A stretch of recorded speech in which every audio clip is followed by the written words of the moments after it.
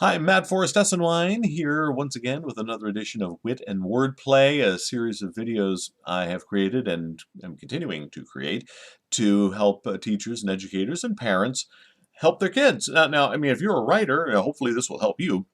But I do a lot of poetry, a lot of children's poetry.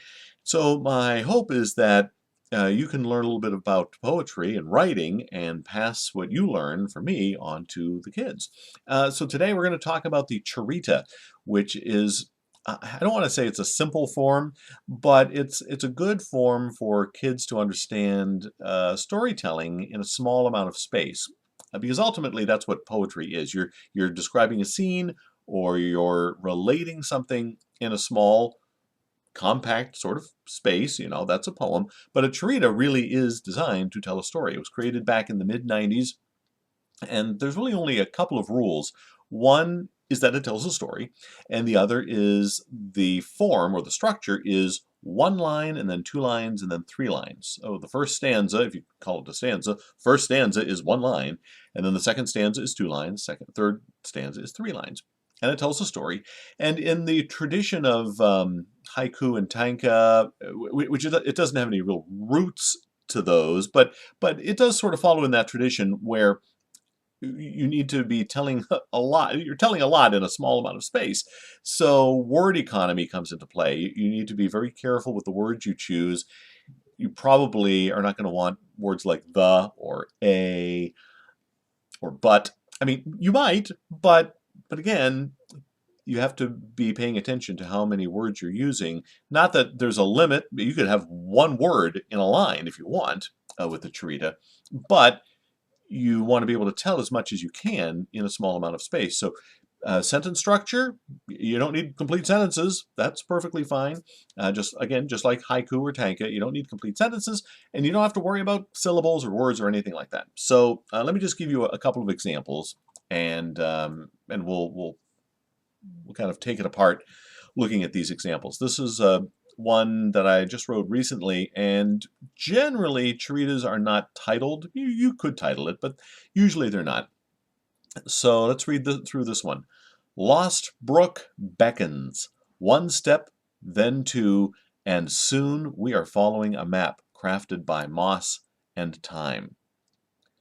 Now that is yeah, it's fairly narrative. I use the noun narrative as a as an adjective, but it's fairly narrative. The lost brook beckons, one step then two, and soon we are following a map crafted by moss and time. So it's a very simple charita, but it gives you an idea of what we're looking at. Here's another one. At August's end, days stretch into night. We hold on with freshwater fingers. I want to read that again. At August's end, days stretch into night. We hold on with freshwater fingers. And this is broken up and written very deliberately. I deliberately made sure I wanted to have a little bit of that alliteration with the freshwater fingers. We're repeating the sound of the first sound of those two words. But I deliberately broke this up, particularly the third stanza, we hold on with freshwater fingers, because here again, we're talking about word economy and how you want to get as much bang for your buck when you're telling the story in this tight poetic form. We by itself makes the reader pause, and it really puts emphasis on we. I'm not talking about me. I'm not talking about a whole. I might be talking about a whole bunch of people, but we is all by itself. So it puts emphasis on the fact that it's not just me by myself. There are others. There is at least one other person. Hold on. Hold on can be spoken. It's a sentence unto itself. It can be spoken all by itself. Hold on.